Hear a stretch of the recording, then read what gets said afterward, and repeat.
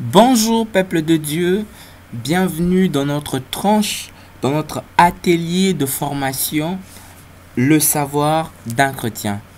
Le savoir d'un chrétien va vous permettre, est un atelier de formation mis en ligne par Ebenezer TV, une réalisation d'Ebenezer Prod, pour vous permettre, comme on le dit, Ebenezer TV est une chaîne chrétienne qui va évangéliser, qui va vous donner la parole de Dieu, mais nous vous offrons aussi une formation gratuite grâce à cet atelier pour vous donner des connaissances scientifiques qui vous permettront d'avoir du travail, de faire quelque chose. Car c'est à la sueur de ton front que tu mangeras. Alors dans cet atelier de formation aujourd'hui, nous allons étudier Java.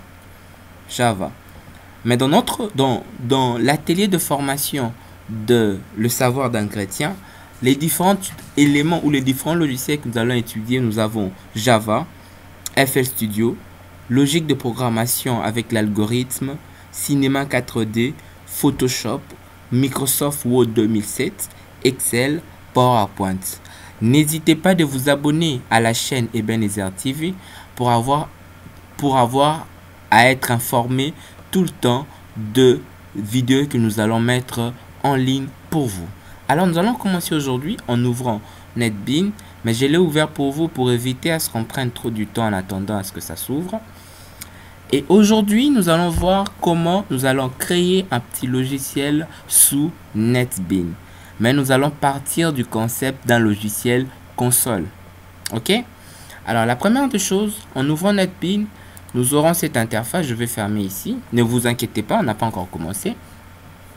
La première des choses que nous allons commencer à faire, lorsque nous aurons à avoir notre interface NetBeans, vous allez venir dans le menu File et nous allons faire un New Project. Ok?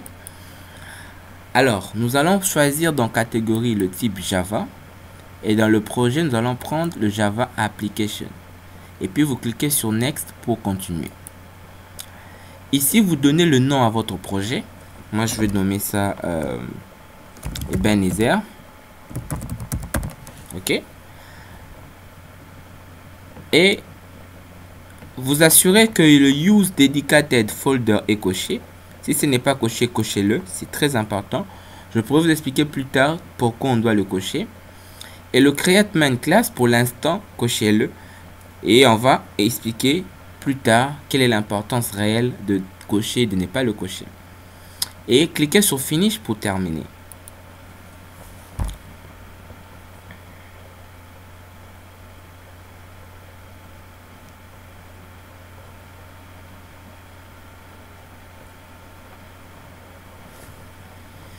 Et là, vous attendez un peu le projet. Voilà. Le projet est ouvert. Ne vous inquiétez pas, hein, parce que vous pourrez avoir votre interface NetBeans en blanc. Moi, j'aime bien le noir, raison pour laquelle je l'ai configuré ainsi. Mais vous aurez les mêmes éléments, la même chose sur NetBeans. Alors, je vais vous montrer comment on change cette interface comme ça. Si vous venez dans le Tools, hein, vous venez dans Options, le menu Tools, Options. À partir de là, bon, attendez que ça s'ouvre, hein, la boîte de dialogue.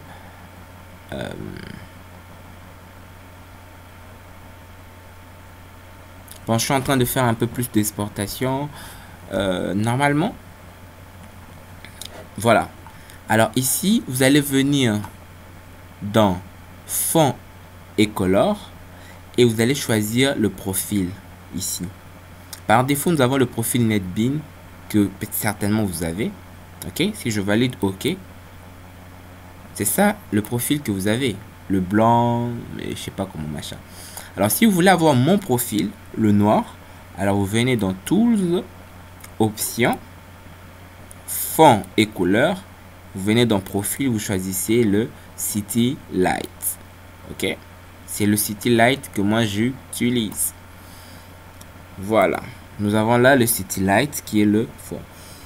Alors, en Java, il y a un premier principe. Nous avons pour tout langage de programmation ce que nous allons appeler les commentaires. Les commentaires, ce sont de textes qui vont se retrouver dans nos codes, mais qui ne seront pas exécutés par le programme, qui ne seront pas lus par le programme. Alors en Java, nous avons deux types de commentaires. Vous avez le commentaire inline, donc cela veut dire les commentaires qui se font à une seule ligne. Voilà le type de commentaire inline, ici dans notre projet. Le type de commentaires inline sont précédés de anti-slash. Les deux anti-slash font preuve, les deux slash font preuve de commentaires inline. Ok? Les deux slash vont déterminer le commentaire inline. Le commentaire inline, cela veut dire quoi?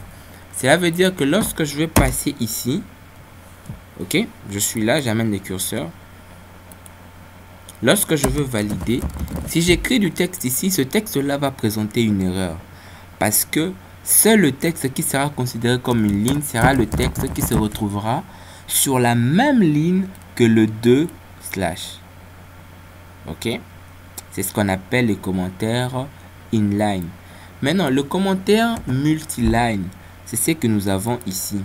Dans le commentaire multiline, vont commencer par le slash astérisque et puis astérisque slash pour fermer. Cela voudrait dire que le texte qui se trouveront entre ces deux symboles ne seront pas interprétés par le langage.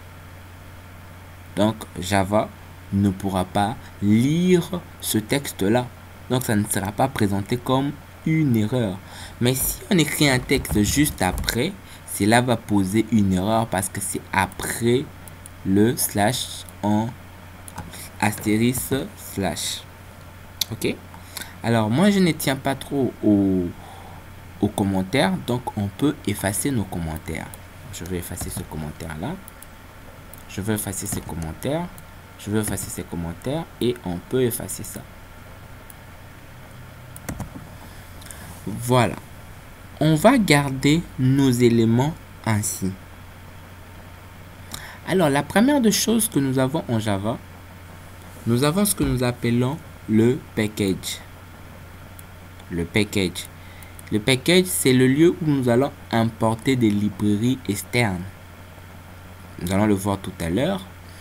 Et ici, nous avons, parce que en Java, il y a un principe. Je pense que ça, ce n'est pas une vidéo 0. Mais la prochaine vidéo, je vous donnerai les notions de base de Java. Donc, les notions de Java depuis les 0. Ok?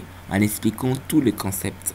Mais pour l'instant, ce que nous pouvons retenir qu'ici, c'est ce qu'on appelle la classe. Donc, cette déclaration-là déclare la classe Ebenezer. Ok? Et dans la classe Ebenezer, nous avons une méthode main qui est la méthode qui va permettre l'exécution de notre application. On va devoir l'expliquer un peu plus tard. Alors ici, nous allons faire une introduction en étudiant quelques éléments de Java.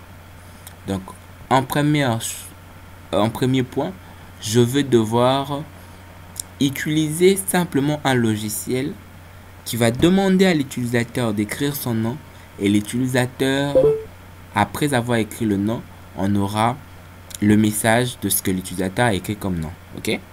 Alors la première des choses, nous allons importer des librairies pour écrire ça graphiquement. Donc je vais faire import, qui est le mot-clé pour importer les librairies. Import javax.swing.goption pan point virgule, car toute instruction Java finit par un point virgule. Ok? Alors nous allons déclarer une variable de type chaîne de caractères, donc string nom. Si vous voulez comprendre, vous voulez vraiment faire bien de la programmation, abonnez-vous ou téléchargez la vidéo sur la logique de programmation publiée toujours dans Ebenezer TV. Les cours sur la logique de programmation vont vous permettre de mieux comprendre la programmation. Ok? Alors, ici, qu'est-ce que je vais faire? Je vais faire nom égale goption pan .show input download. On écrit à l'utilisateur, écrit ton nom. Point virgule. Et on dira du option pan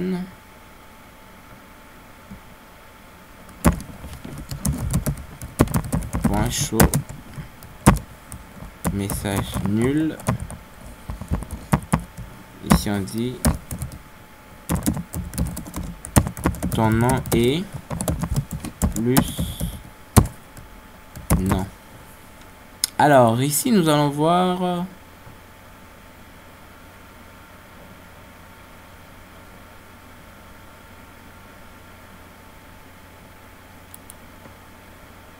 c'est mieux de déclarer. Donc nous allons ici mettre static string non. Je vais expliquer pourquoi il fallait mettre statique au début pour que ça ne présente pas d'erreur. Voilà. Et le bouton ici va nous permettre de lancer l'application. On fait un round.